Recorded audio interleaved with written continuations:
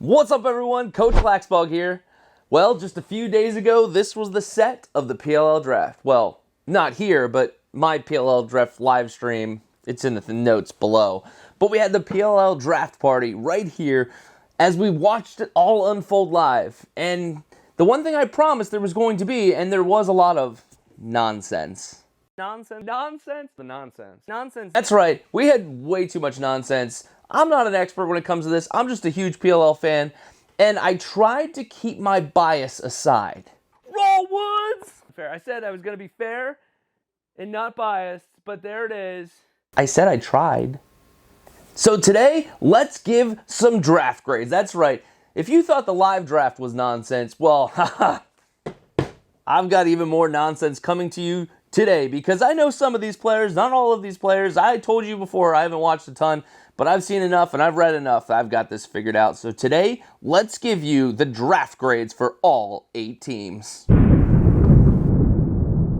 going to go in a semi-specific order. I'm going to save the best draft for the last, okay? So we're going to start with the number 2 team, work our way down, and then at the end, you'll find out who got the very best draft grade. Who got the very best draft grade?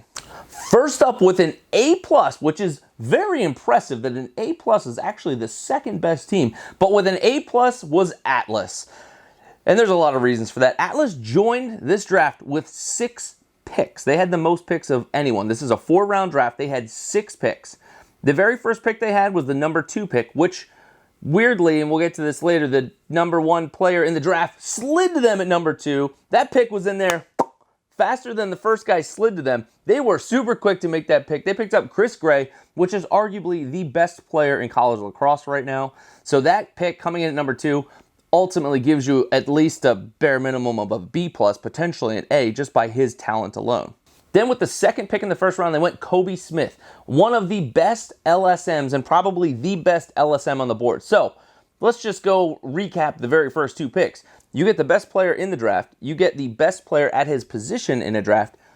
You're really doing some damage here. And then they got into the second round, and what just happened? We saw a trade. The Cannons traded their number 1 pick in 2023 for the Atlas's number, I don't remember, 2nd round pick and 3rd round pick. So the Atlas traded a 2nd round and a 3rd round pick for number 1 next year. Right now there's only 8 teams. That number 1 pick is a guaranteed top 10 player. That's a smart move, especially when you already have 6 picks to work with. The Atlas rounded out their picks with a Brendan Curry, a midfielder who's going to be a good player for them. And at the end, they came up with Max Wayne. Shout out D3 lacrosse. Let's go. D3 baller showing up in the draft. Max Wayne was the only D3 baller. He may be a project for them, but that dude's a ball hawk. Like 40-some GBs, 40-some caused turnovers as the number 1 defender at Christopher Newport. I'm a fan, Max Wayne. The number 3 team on my list was the Archers. That's right, the Archers did quite a bit of damage on their own. When we had the little Chris Gray skerfluffle at the beginning of the draft, there was another player that slid down further. Potentially the number 2 overall pick in the draft slid down to the Archers at 4, Matt Moore. Matt Moore from Virginia. And look, if Matt Moore's a stud at Virginia, and he's got the same colors on as the Archers, I think that counts for something. To think about that offense with Amen, Manny, Schreiber. Now you've got Moore coming in. Get more players, sorry.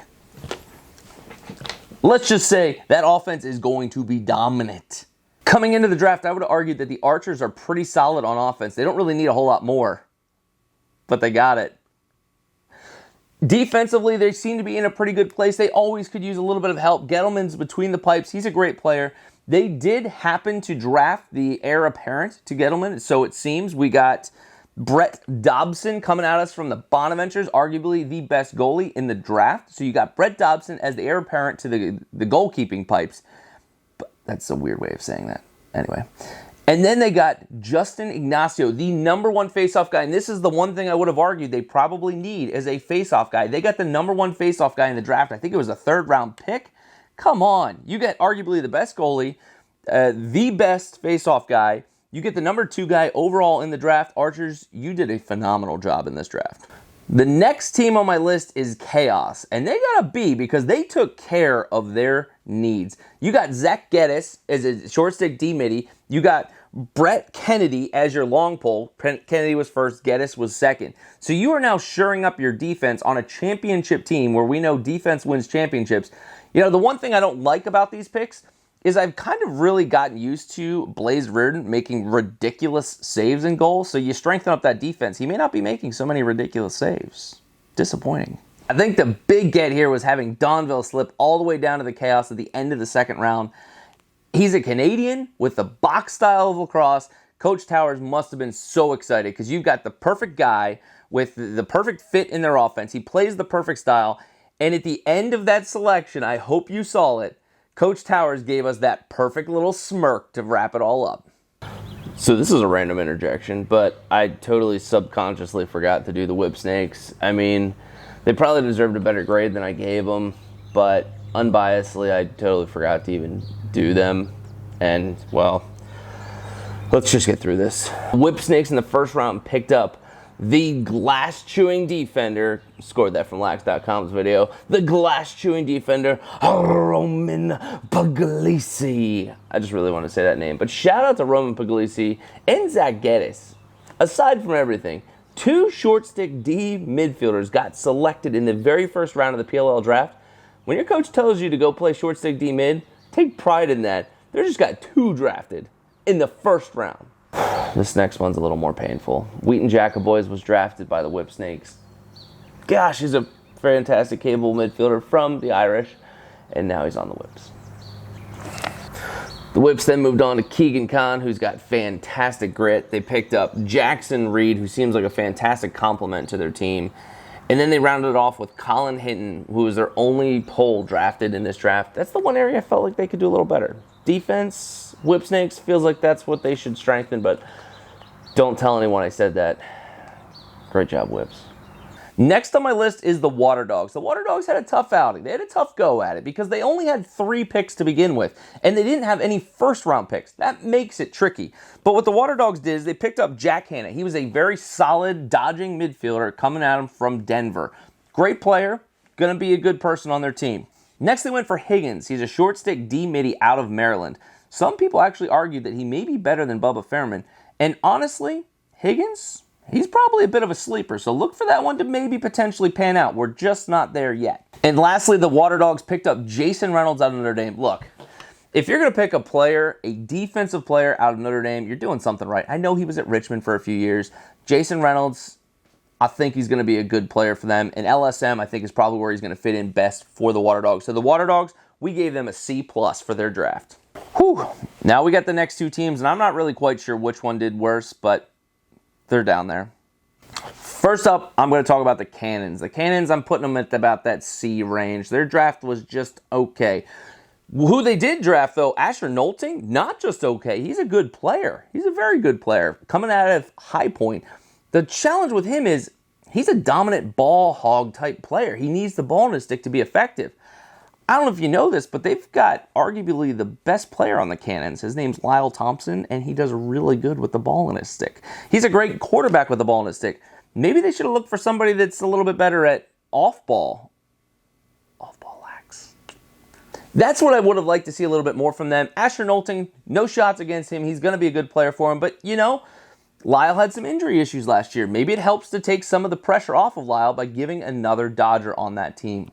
After that, we saw they were kind of excited to have some more picks in the draft. So the Cannons picked up the Atlas's 2nd round and 3rd round picks, but they had to give away their 1st round in 2023. And these 1st round picks are so valuable. There's been some great players over the last few years that got picked in the 1st round that have made immediate impacts. That's a hard one to swallow. So then what they do, they picked up Bubba Fairman. A lot of people think Bubba Fairman's going to be a good player. I mean, he's good at attack. He's played offensive midi, and now he's at short stick D mid. So where's he going to play on the Cannons? I mean, a versatile player is great, but now you've got just another question mark.